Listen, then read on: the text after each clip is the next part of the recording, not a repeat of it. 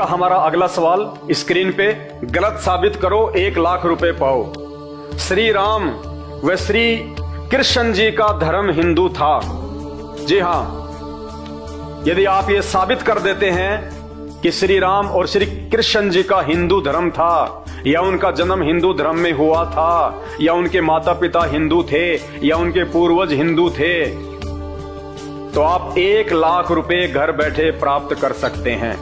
यदि किसी भी धर्म ग्रंथ में, यदि रामायण में, रामचरितमानस में, चारों वेदों में, गीता जी में, यदि आप ये साबित कर दो कि श्री रामचंद्र जी का धर्म हिंदू था, 1 लाख रुपए आप पा सकते हैं घर बैठे।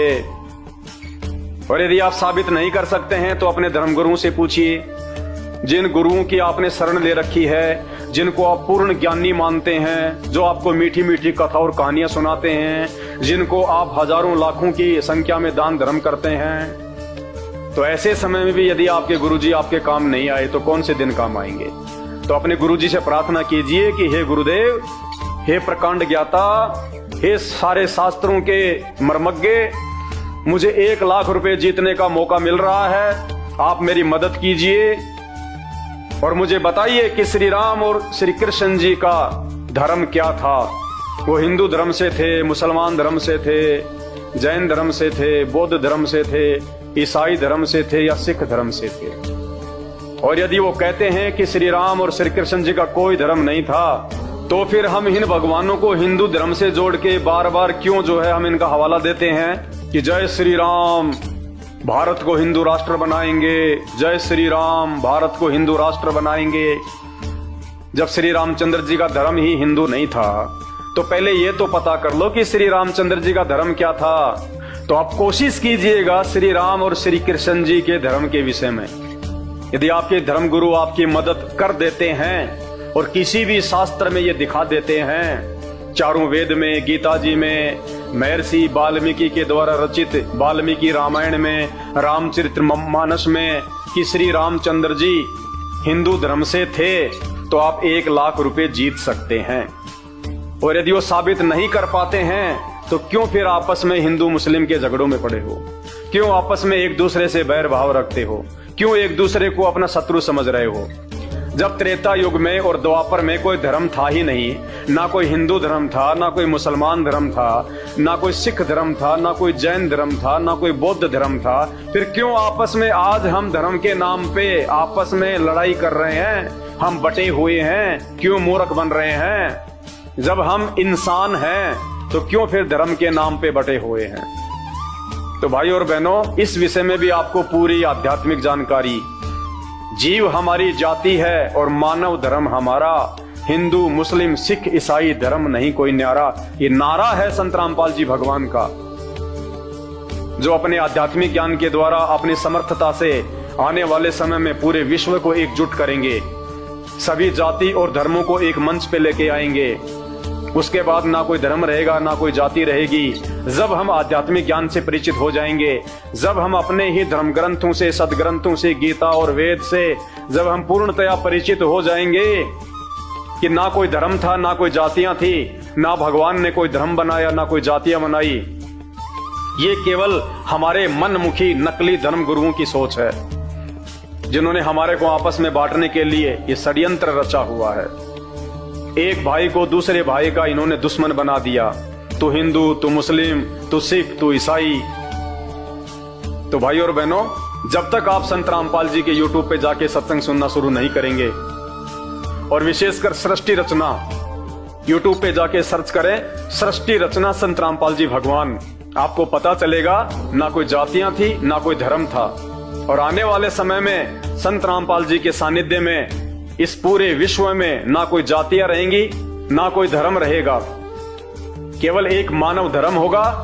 तो आपसे मेरी प्रार्थना है, ये जितने भी नकली धर्म गुरु जो गांव गांव शहर शहर में बैठे हुए हैं, जो हमारे धर्म ग्रंथों में वर्णित सच्चाई से अपरिचित हैं और आध्यात्मिक क्षेत्र में आपका कुमार्ग कर रहे हैं, आपको सही दिशा नहीं दे रहे हैं, और एक समय ऐसा आएगा ना आप अपना बचाव कर पाओगे, ना आप अपने परिवार का बचाव कर पाओगे, और आप उन धर्मगुरुओं के आगे हाथ जोड़ते रह जाओगे, इन देव देवताओं के आगे हाथ जोड़ते रह जाओगे। ये भी आपकी किसी प्रकार की कोई भी मदद नहीं करेंगे। क्योंकि आपकी भक्ति सही नहीं है। आप उस एक पूर्ण परमात्मा की भक्ति नहीं कर रहे जो हमारे सभी संकटों का निवारण करने में सक्षम है। तो YouTube पे जाके सर्च करें सृष्टि रचना संत रामपाल जी भगवान। तो YouTube पे जब तक आप उनके द्वारा बताई गई सृष्टि रचना को नहीं पढ़ेंगे, नहीं समझेंगे, तब तक आपको किसी भी धर्म का कोई भी धर्म ग्रंथ समझ में नहीं आएगा।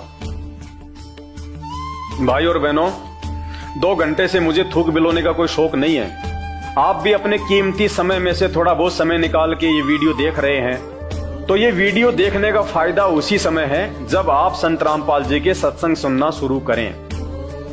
क्योंकि आज इस पूरी धरती पर केवल एक ही परम संत है, बाकी कोई संत इस धरती पे नहीं है। और जितने भी संत हैं ये धर्म गुरु हैं, इनको अपने स्वयं के धर्म के विषय में पूरी जानकारी नहीं है, इनको स्वयं के धर्म ग्रंथों के विषय में पूरी जानकारी नहीं है।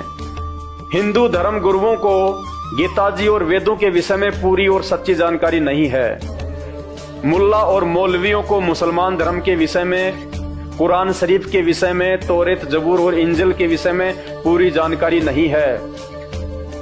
जितने भी पादरी और पास्टर हैं, इनको बाइबल के विषय में पूरी जानकारी नहीं है। सिखों को गुरु ग्रंथ साहिब के विषय में जानकारी नहीं है, ना ही बौद्ध और जैन समाज को अपने अपने धर्म ग्रंथों की जानकारी है। ये सारी जानकारी संत रामपाल जी ने सभी धर्म के मानने वालों को दी है। आपने उनके सत्संग सुनने पड़ेंगे और सत्संग सुन के आप विचार कीजिए कि आपको मानव जन्म क्यों मिला है। परमेश्वर कहते हैं, मानव जन्म पाए के जो नहीं रटे हरि नाम, और जैसे कुआं जल बिना फिर बनवाया क्या काम। ये 84 लाख योनियों से भिन्न एक मानव शरीर हमारी को केवल और केवल भक्ति के लिए मिलता है। अन्य योनियों में जाके महादुख भोगने से बचने के लिए मिलता है। और ये केवल उसी समय संभव है जब हम एक परमेश्वर की भक्ति करें। और एक परमेश्वर की जानकारी वर्तमान में पूरी पृथ्वी पे यदि किसी धर्म गुरु के पास में है तो केवल परम पूज्य सतगुरु रामपाल जी भगवान के पास में है।